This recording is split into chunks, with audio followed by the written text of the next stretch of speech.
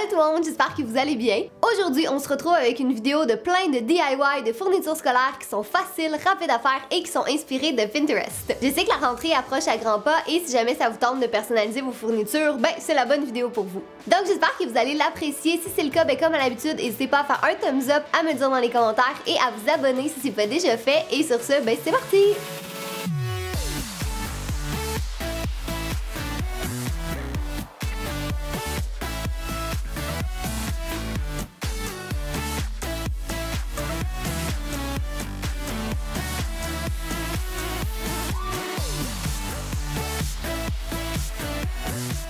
Le premier DIY, c'est une trousse à crayon qui est super colorée et adorable. Donc pour la faire, vous aurez besoin d'une trousse à crayon évidemment, de peinture, d'un pinceau, de washi tape et d'une patch de votre choix. Donc vous allez commencer par venir déposer la trousse bien à plat contre la table, puis venir poser du washi tape sur le bas de la trousse pour délimiter deux différents côtés. Assurez-vous que ce soit très bien collé pour éviter que la peinture déborde de l'autre côté et que la ligne soit bien droite. Donc j'ai mis environ 2 couches de peinture pour que ce soit complètement opaque et une fois que c'est terminé, ben là vous allez le laisser sécher quelques minutes. Quand tout est bien sec, ben vous allez lentement retirer le washi tape et vous croisez les doigts pour que la ligne soit droite. C'est toujours ma frayeur. Mais bon, après ça, ça va être le moment d'appliquer la patch de votre choix. La mienne est autocollante, mais n'importe laquelle ferait l'affaire honnêtement. Et après ça, ben c'est terminé. Ça prend comme 10 minutes à faire, mais c'est trop beau.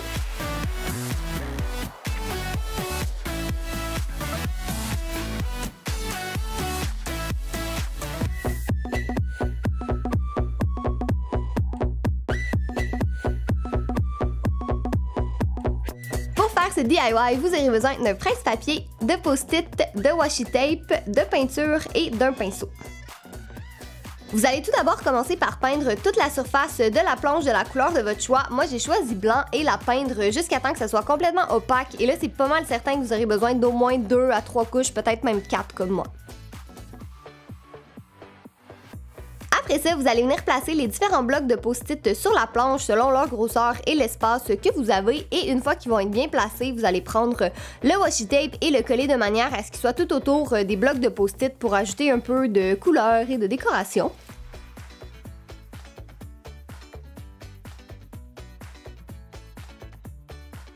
Après ça, à l'aide de colle chaude, vous allez venir coller vos blocs de post-it au bon endroit, donc où est-ce que vous venez d'apposer le washi tape, juste pour s'assurer qu'ils tiennent bien en place.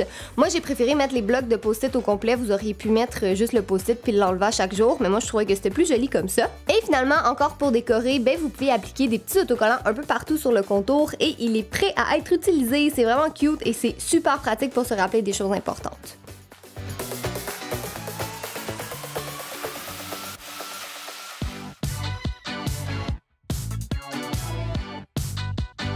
On va y aller maintenant avec un carnet motivateur que je trouve juste trop cute. Donc du côté du matériel, vous aurez besoin de papier cartonné blanc, d'un carnet à couverture rigide, de lettres autocollantes, de peinture aquarelle et de pinceau éponge. Vous allez commencer par appliquer de la colle en bâton sur toute la surface du cahier en excluant la reliure et venir y apposer le papier cartonné blanc en appuyant fort pour s'assurer qu'il soit bien en place. Une fois qu'il est collé, vous allez venir tracer tout l'excédent de papier cartonné pour ensuite le découper. Quand tout ça est terminé, vous allez prendre vos lettres autocollantes et les placer sur la couverture en appuyant pas trop fort pour être capable de les décoller plus tard, mais assez fort pour que vous puissiez peindre par-dessus. Je sais pas si c'est clair, mais assurez-vous de juste bien pouvoir les retirer par après. Pour le reste du DIY, vous aurez besoin de peinture aquarelle et d'un petit bol d'eau. Donc vous allez tremper votre pinceau dans l'eau, choisir différentes couleurs et les appliquer un peu partout sur le carnet. Assurez-vous juste de mettre plus de peinture que d'eau, donc ça va être plus foncé. Mais en fait, si vous mettez trop d'eau, votre couverture risque de gondoler étant donné que c'est du carton. Mais bon, je pense que vous comprenez le principe. Là, pas mal tout le monde a déjà fait de l'aquarelle dans sa vie. C'est assez simple, c'est un peu long, mais je sais pas, je trouve que c'était vraiment le fun à faire. Avant de venir retirer les lettres, il faut attendre que ce soit complètement sec pour éviter que la peinture se transfère. Ça prend maximum quelques minutes.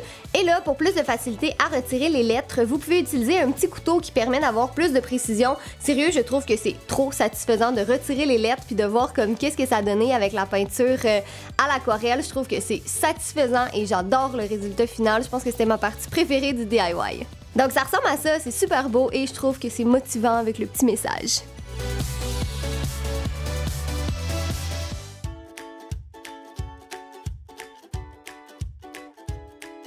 On va maintenant réaliser un porte-document qui est parfait pour y mettre tous vos papiers importants. Vous aurez besoin d'un porte-document, d'un dessin, d'un beignet, de lettres autocollantes, de ciseaux et de colle. Donc vous allez commencer par découper tout autour du beignet le plus possible près de sa forme et le coller dans le haut du porte-document. Vous avez juste besoin de colle en bâton, ça tient très bien comme ça. Après ça, ça va être le temps de prendre vos lettres autocollantes et les placer selon ce que vous voulez écrire. Mais moi, j'ai fait un jeu de mots avec do not forget. En français, n'oubliez pas. En tout cas, je trouvais que c'était vraiment très drôle et trop cute, surtout avec le petit dessin. Donc, en choisissant les lettres, je les ai pas collées tout de suite, juste pour être certaine de l'alignement, parce que comme vous voyez, c'était pas tout à fait droit au début. Mais une fois qu'on aime le résultat, ben là, il vous reste plus qu'à les coller en appuyant fort pour qu'ils restent bien en place. Et c'est terminé pour ce DIY. C'est vraiment pratique pour mettre tous vos documents importants et qu'ils soient tous au même endroit.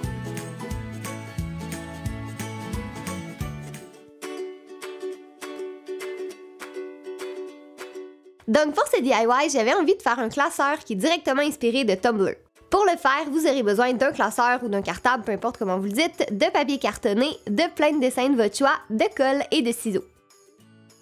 La première étape, ça va être de tracer le contour du papier cartonné pour qu'il puisse entrer dans le classeur. Moi, je préfère toujours en laisser un peu plus sur le côté pour couper au fur et à mesure, juste pour être certaine que ça soit à la bonne grandeur. Ensuite, vous allez venir découper un par un les petits dessins que vous avez préalablement imprimés. C'est pas difficile, mais c'est quand même assez long, surtout si vos dessins sont assez petits puis détaillés comme moi. Une fois que c'est terminé, vous allez reprendre votre papier cartonné et venir placer les dessins par-dessus afin de voir leur positionnement, si vous aimez le résultat ou même peut-être s'il en manque puis trop d'espace. Mais quand vous allez être satisfait du look final, vous allez venir les coller un par un sur la feuille et voilà le résultat. Donc c'est vraiment simple, mais c'est très personnalisable et vous êtes pas mal certain que personne n'aura le même que vous.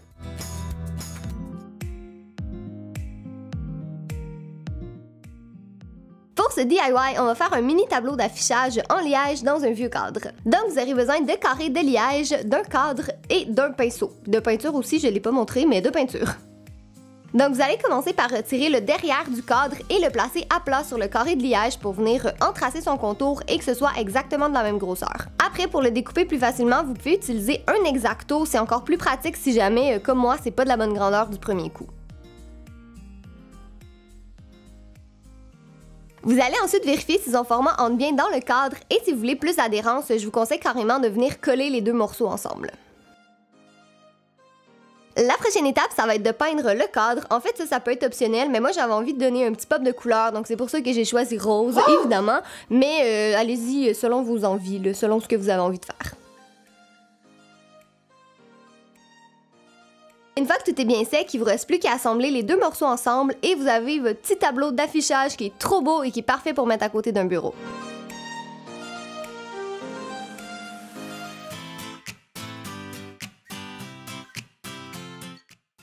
On va maintenant faire des épingles DIY trop cute pour mettre sur vos trousses ou bien vos sacs.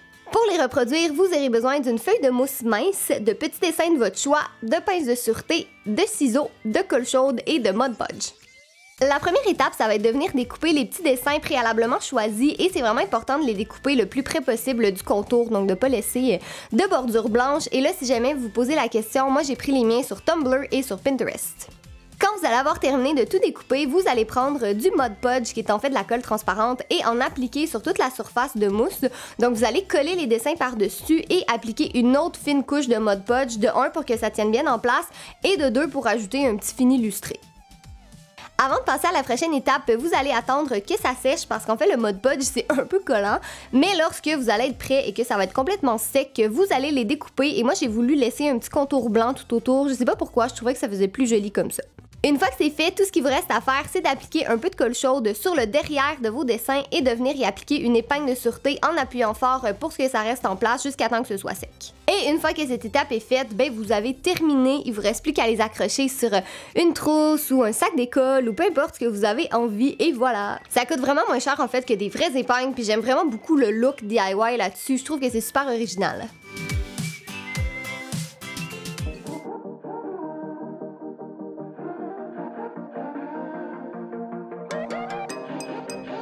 Finalement, pour ce carnet, vous aurez besoin d'un cahier, de lettres autocollantes, de peinture et de washi tape. Donc comme vous l'avez vu dans un DIY précédent, j'avais recouvert le cahier d'une feuille de carton blanc, j'ai pas besoin de vous le montrer à nouveau je pense, mais la prochaine étape ça va être de mettre un morceau de washi tape au milieu du carnet, encore une fois en appuyant bien pour qu'il n'y ait pas de coulisses de peinture, et là j'ai commencé à peindre et j'ai réalisé que j'avais oublié de mettre du tape de l'autre côté, donc j'ai essuyé mon dégât, j'ai rajouté du tape sur le côté et j'ai recommencé à peindre. Vous allez devoir faire environ 2 à 3 couches pour que ce soit bien opaque et le laisser sécher quelques minutes. Quand tout va être sec, vous allez retirer doucement le washi tape et c'est le temps de s'amuser avec les lettres autocollantes. Donc moi j'ai mis une grande lettre en haut et des plus petites en bas pour écrire maths, comme si j'avais un cours de maths. Parce qu'en fait j'avais pas assez d'espace pour mettre que des grandes lettres, puis avec les petites je trouvais que c'était trop petit, mais j'aime bien le résultat que ça donne. Sauf qu'encore là, je pense que ça va être à vous de décider, amusez-vous, puis allez-y selon vos envies et ce que vous possédez à la maison.